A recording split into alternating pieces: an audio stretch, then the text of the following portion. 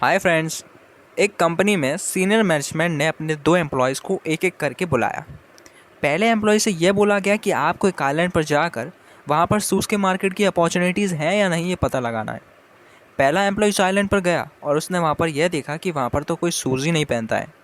Shoes क्या, वहाँ slippers भी लोग कम ही पहनते हैं। उसने वहाँ से अपने बॉस को एक मेल भेजा कि यहाँ पर तो शूज़ का कोई मार्केट ही नहीं है, यहाँ पर लोग स्लीपर्स भी कम ही पहनते हैं, तो शूज़ क्या पहनेंगे। दूसरी तरफ दूसरे एम्प्लॉय को भी यही करने को कहा गया था। वो भी वहाँ उस आइलैंड पर गया और कुछ डिटेल्स को ऑब्जर्व करके अपने बॉस को एक मेल भेजा। दोस्तों 10 साल बाद पहला एम्प्लॉय तो उसी कंपनी में एक एम्प्लॉय था, पर जो दूसरा एम्प्लॉय था वो अपनी खुद की एमएनसी का मालिक था। तो इन दोनों में ऐसा क्या डिफरेंस था जिसकी वजह से एक को नॉर्मल का नॉर्मल ही रहना पड़ा और दूसरे को एमएनसी का मालिक बना दिया। बहरहाल इस वीडियो में हम उसी डिफरेंस के बारे में जानेंगे, लेकिन उससे पहले मैं आपको बता दूं कि दूसरे मेल में ऐसा क्या लिखा हुआ था कि मैं इतना सस्पेंस क्रिएट कर रहा हूं। दूसरे मेल में दूसरे एम्प्लॉय ने लिखा था कि उस आइलैंड पर काफ़ी पॉपुलेशन है।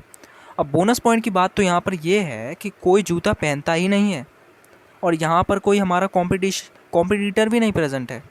यहाँ पर हमें बस शूज़ की नीड को लोगों के सामने लाना पड़ेगा।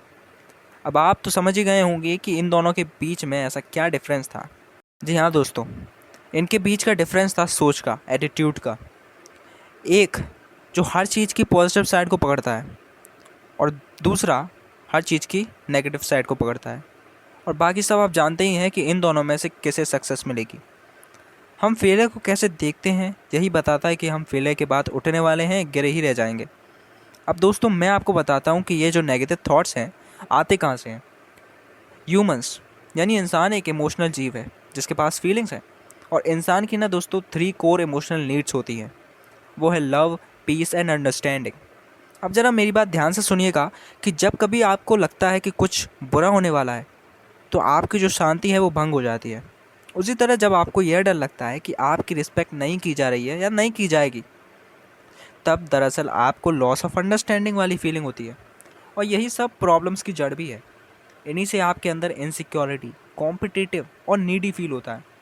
उसके बाद आप कंप्लेंट्स करते हो, किसी को क्रिटिसाइज करते हो और एटसेट्रा एटसेट्रा।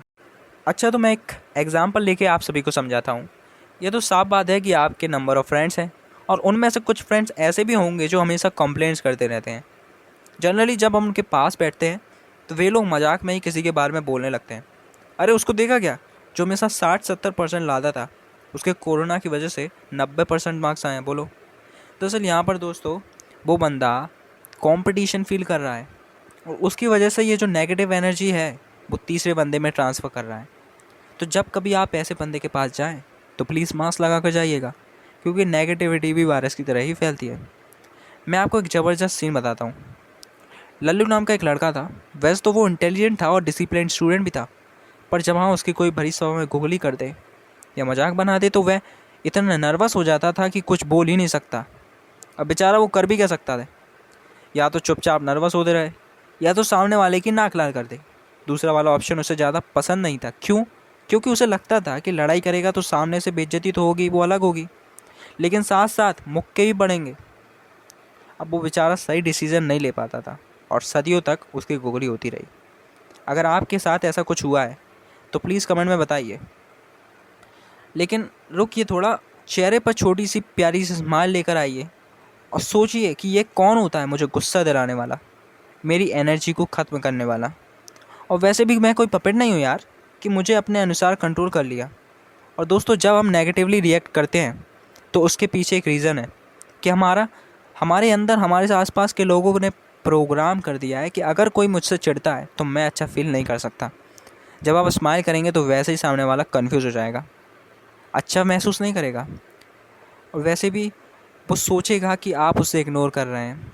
और दोस्तों आपसे भी निवेदन है कि आप भी किसी को इस तरह हर्ट ना करें, क्योंकि यह तो यूनिवर्सल लॉ है, एनर्जी ट्रांसफ़र होती है वन फॉर्म टू अनदर, अगर आपने फिज़िक्स पढ़ी है तो। अब फाइनली मैं आपको एक तरीका बताता हूँ जिससे आप अपने अंदर के टॉक्सिक सब्सटेंस या नेगेटिविटी को हरा सकते हैं, ख़त्म कर सकते हैं बिल्कुल ही। इस बात को याद रखना कि आपके नेगेटिव थॉट्स आना बंद कभी भी नहीं होंगे, लेकिन हाँ समझदार लोग और मॉन्क्स इन विचारों को इग्नोर कर देते हैं। आप आज से ही अपने नेगेटिव थॉट्स की टैली बना के चलिए। जब कभी आपके मुंह से गलती से भी नेगेटिव बात निकल जाए तो आपको अपनी टैली पर लिख लेना है और हर दिन का रिकॉर्ड रखना है। आपका सिर्फ मेन गोल यही रहना चाहिए कि टैली डिक्रीज़ होकर बहुत कम हो जाए। और हाँ दोस्तों, आपको नेगेटिव विचार तो आते ही रहेंगे, बट उन्हें इग्नोर कर देना और उन पर कोई एक्शन ना लेना ही मेडिटेशन है।